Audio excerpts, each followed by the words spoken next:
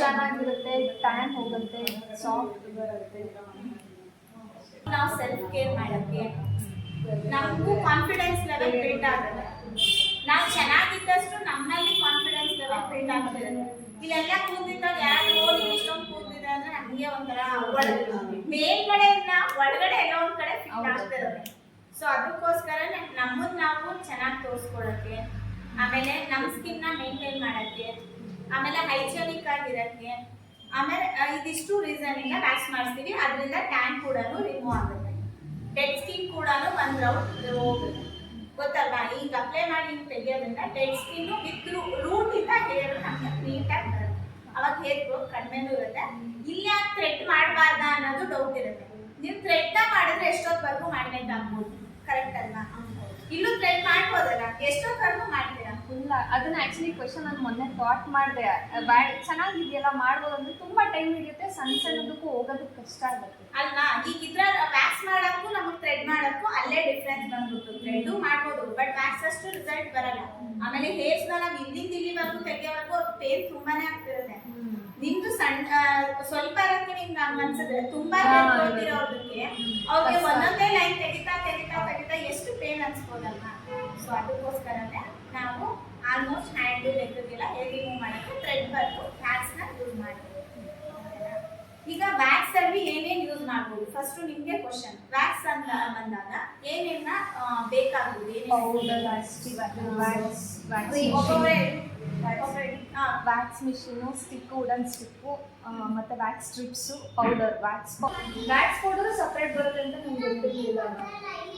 So ಅದು ನಿಮಗೆ ನಾಳೆ ತಂದು ತೋರಿಸ್ತೀನಿ. ವ್ಯಾಕ್ಸ್ ಪೌಡರ್ಗೂ ನಾರ್ಮಲ್ ಪೌಡರ್ಗೂ ಇರೋಂಥ ಡಿಫ್ರೆನ್ಸ್. ಇದು ಆಮೇಲೆ ಸ್ಟ್ರಿಪ್ಸು, ವ್ಯಾಕ್ಸು, ಆಮೇಲೆ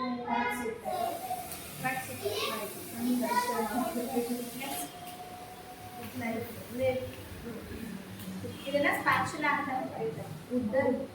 ಇದು ವುಡನ್ ಸ್ಪ್ಯಾಚುಲಾ, ವುಡನ್ ಸ್ಟಿಕ್ ಅಂತ ನಾವು ಕರಿಬೋದು. ನಾರ್ಮಲ್ ಆಗಿ ಐಸ್ ಕ್ರೀಮ್ ಶೇಪ್ ಅಲ್ಲೇ ಐಸ್ ಕ್ರೀಮ್ ಸ್ಟಿಕ್ ಶೇಪ್.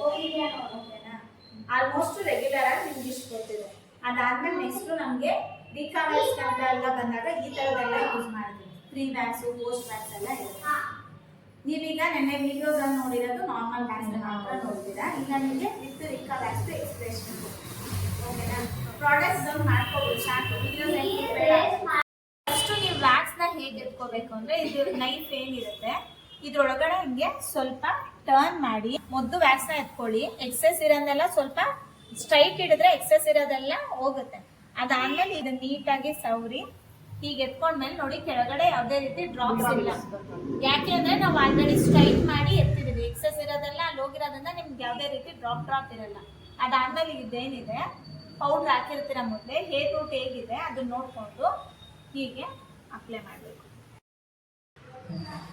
ಸ್ಟಾರ್ಟಿಂಗಲ್ಲಿ ಸ್ಟ್ರೈಟ್ ಹಿಡ್ದಿರ್ತೀರ, ಅದಾದ್ಮೇಲೆ ಹಿಂಗೆ ಡೌನ್ ಮಾಡ್ತೀರ ನೈಫ್.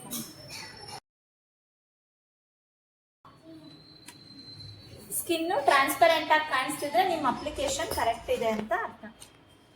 ಸೊ ಈಗ ಏನು ಮಾಡಬೇಕು, ನಿಮಗೆ ಆದರೆ ಒಂದೇ ಸಲ ಹಾಕೊಂಡು ತೆಗಿಬೋದು. ಇಲ್ಲ ಅಂದರೆ ಸ್ವಲ್ಪ ಕೆಳಗಿಂದ ಹಾಕಿರ್ತೀರಲ್ವಾ, ಮಧ್ಯದಿಂದ ತಗೊಳ್ಳಿ. ಮೇಲಿಂದ ಹಾಕಿದ್ರೆ ಕೈಗೆ ಅಂಟ್ಕೊಳ್ಳೋ ಚಾನ್ಸ್ ಇರುತ್ತೆ. ಸೊ ಹಿಂಗೆ ಪ್ರೆಸ್ ಮಾಡಿ ಕೆಳಗಿಂದ ಸ್ಟಿಪ್ಸ್ನ ಹೀಗೆ ಎಳಿ ವಿತ್ ರೂಟಿಂದ ಹೀಗೆ ಬರ್ತಾಯಿದೆ. ನೆಕ್ಸ್ಟು ಈಗೇನು ಉಳ್ಕೊಂಡಿದೆ ಅದಕ್ಕೆ ನೀವು ಇದನ್ನು ಹಾಕಿ ಮತ್ತೆ ಪ್ರೆಸ್ ಮಾಡಿ ಸ್ಟಿಪ್ಸ್ನ ಹೀಗೆ ಹಿಡಿದು ಹೀಗೆ ಇದನ್ನು ಒಂದೇ ಸಲ ಅಂದರೆ ಹೀಗೆ ಬಂತಾ. ಸ್ಟಿಪ್ಸೂ ಎಲ್ಲೂ ಗಲೀಜಾಗಿರಲ್ಲ. ನೀವು ಆ ಕಡೆ ವ್ಯಾಕ್ಸ್ನ ಮಾಡ್ಕೊಂಡ್ರೆ ನಿಮಗೂ ಮಿಸ್ ಆಗುತ್ತೆ. ಆಮೇಲೆ ತುಂಬ ವ್ಯಾಕ್ಸ್ ಸ್ಟಿಪ್ಸು ಯೂಸ್ ಆಗುತ್ತೆ. ಈಗ ಇದನ್ನು ಫೋಲ್ಡ್ ಮಾಡಬೇಕು. ಈಗ ಇಷ್ಟಿರುತ್ತೆ ಮತ್ತೆ. ಆಮೇಲೆ ಮತ್ತೆ ಈ ಸೈಡಿಂದ ನಾವು ವ್ಯಾಕ್ಸ್ನ ಹೀಗೆ ಇಟ್ಕೊಳ್ಳೋಕ್ಕಿರುತ್ತೆ. ಇದನ್ನು ಅಪ್ಲೈ ಮಾಡಿ ಹಿಂಗೆ ತೆಗಿ. ಓಕೆನಾ? ಕರೆಕ್ಟ್. ಕರೆಕ್ಟ್.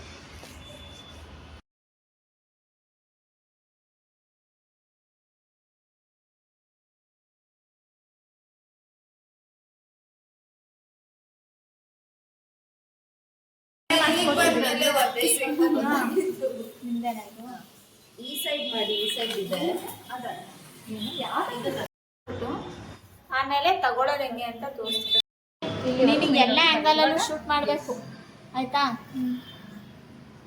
ಇವಾಗ ಈ ಥರ ಎಲ್ಲ ಉಳ್ಸಂಗಿಲ್ಲ. ಟ್ಯಾಪ್ ಮಾಡಿ ಹಿಂಗಿರ್ತಿ, ಟ್ಯಾಪ್ ಮಾಡಿ ಹಿಂಗಿರ್ತಿ, ಟ್ಯಾಪ್ ಮಾಡಿ. ತುಂಬ ಬಿಟ್ಬಿಡ್ಬೇಡಿ, ಸ್ವಲ್ಪ ಇರಲಿ. ಅವಾಗ ಏನಾಗುತ್ತೆ, ಅಲ್ಲೇ ಖಾಲಿ ಆದಂಗೆ ಆಗೋಯ್ತದು. ಅಪ್ಲೈ ಮಾಡಿದಾಗ ಹಿಂಗೆ ಇಟ್ಕೊಂಡಾಗ ಏನಾಗುತ್ತೆ, ಈಗ ಟೈಟಾಗಿ ಇಟ್ಕೊಂಡು ವ್ಯಾಕ್ಸ್ನ ತೆಗಿವಾಗ ವೆರಿ ಗುಡ್ ವೆರಿ ಗುಡ್ ನೀವು ಇಲ್ಲಿ ಇಟ್ಟಾಗ ಏನಾಗುತ್ತೆ, ಆಲ್ರೆಡಿ ಅಪ್ಪ ಅಲ್ಲ, ಈಗ ಅದನ್ನ ತೆಗಿರಿ ಸಾಕು. ಹಿಂಗೆ ಕೊಡ್ಲಾ? ಓಕೆ. ಅಂದ್ರೆ ಈಗ ಹಾಕಿರೋದೆಲ್ಲ ತೆಗೆದ್ಬಿಡಿ, ತುಂಬಾ ಡ್ರೈ ಆಗ್ಬಿಡುತ್ತೆ.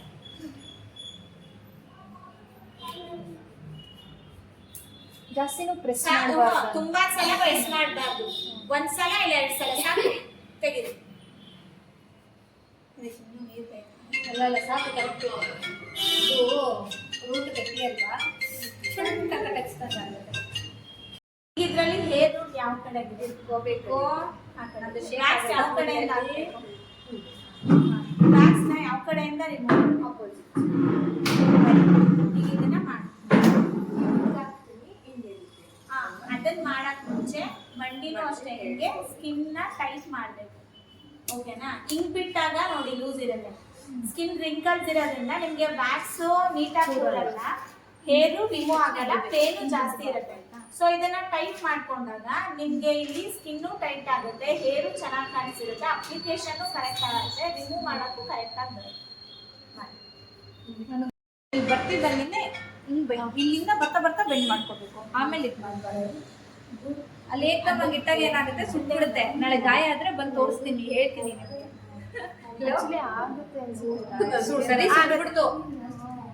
ಅಯ್ಯೋ ಹೌದಾ, ನೋಡಿಲ್ಲ ಕಣತೆ, ನಾನೇ ನಾಳೆ ಮಾಡೋಣ ಅನ್ಕೊಂಡೆ. ಇರಿ ಏನಾಗ್ತಾ